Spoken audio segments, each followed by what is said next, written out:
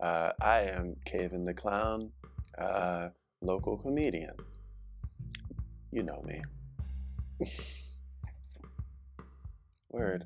I have a story that I would like to tell, but I'm not sure it's interesting. But it was like definitely an emotional growth point for me, especially living in Olympia. So, I mean, we could try that. Word. So I used to work in rent to own. Uh, it didn't really mean much to me. What I learned about that job is that capitalism is absolute bullshit. And while it works in some ways, it absolutely fails in so many other ways. And working in rent to own, what I would see very often is how we preyed on people who made less than $1,500 a month. And they'd come in and they'd say, well, I only need a washer and dryer for my house. And it'd be our job to go from washer and dryer for their house, which is like $30 for the set weekly, to a living room set and a 60-inch TV and some lamps that they definitely didn't need. But now this whole package is costing them $150 a week, but they think they're getting a good deal on it because we told them that they needed those things. But back to my role in all this, my job was to call customers when they were due and be like, hey, I hope you're enjoying that thing you got from us because it's time for you to pay money on it. And quite often people were like, oh yeah, I know it's time for me to pay money. I'm just falling behind a little bit. And it would be my job to tell them, well, I understand that you're falling behind a little bit, but I still need you to pay that money that you don't have. And I try to tell this to them in the nicest possible way. And I realized that once I moved to Olympia and like started becoming involved in the community, and I would see where people work, because that was also part of my job, was to, if people got too far behind in their payments, I was supposed to go to their jobs and demand a payment. Which really sucked. like people don't want me to come to their job and be like, you owe us $300 on this needless piece of thing that you have. And I don't want to do that either. But it was also like my livelihood was on the line if I didn't do those things. It really came to a head for me when I had this experience with a customer who lives in town, still lives in town. I see him every day pretty much. But he had a 60-inch plasma high definition television from us. It was a smart TV and everything. He had paid so much money into this TV. The TV was probably worth $1,500. This dude has gone past the 90 days same as cash price. He's put $4,000 into this TV. His account was really close to being paid off, considering how much he'd put into it.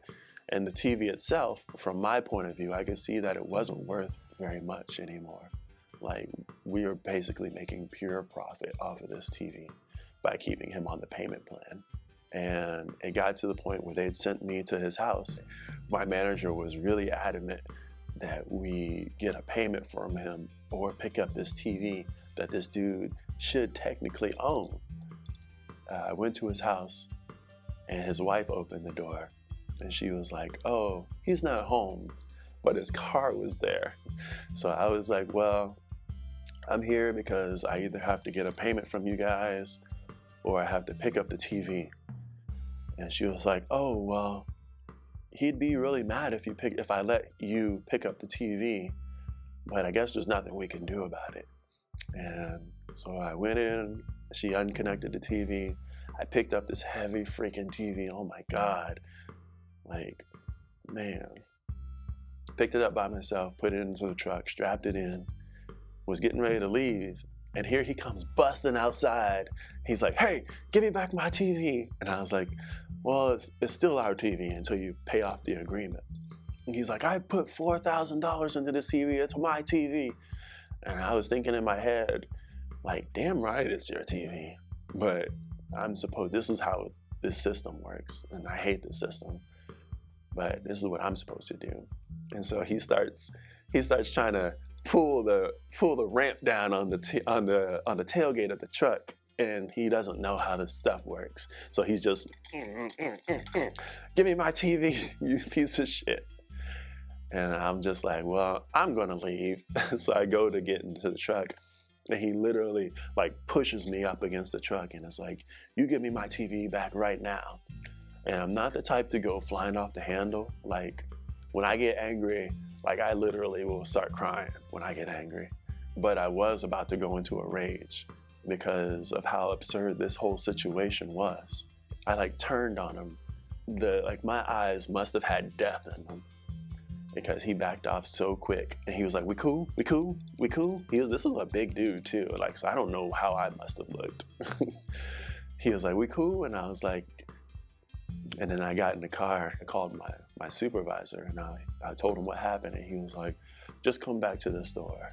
So I did, came back to the store. He had called the cops on me for stealing his TV. And the cops were just called the whole thing a wash. My boss let me go home from that whole thing an hour early, whoop-de-doo.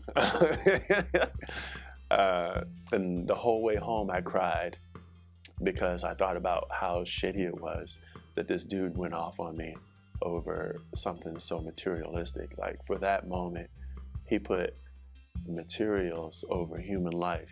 And I was like, this is what capitalism does to people. And it was at that moment that I decided that I didn't want to have anything that I wasn't afraid to like lose material wise. And like, I'd be bummed if I lost my car or something like that. But I'm not gonna fight someone over material gains. And I don't got any respect for a system that values people's means of production, like the amount of production they can make, over the people themselves. And that was the day I decided I hated capitalism.